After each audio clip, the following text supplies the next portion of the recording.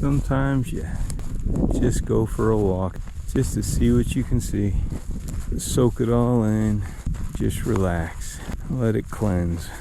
All the craziness in the world today, none of it exists out here.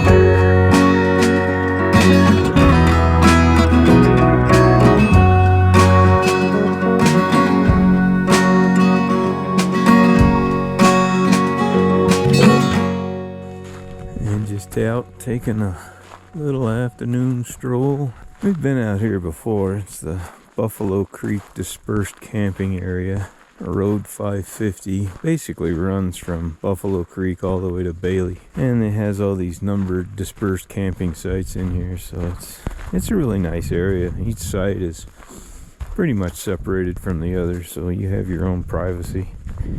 Some are open, some are real woodsy.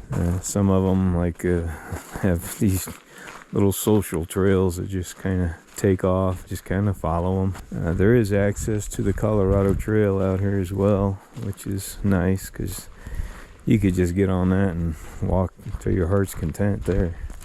Wind up in Durango. Gee, what a concept. But yeah, you just get out here, get on these little trails, and take a nice little stroll. Never know where they'll wind up.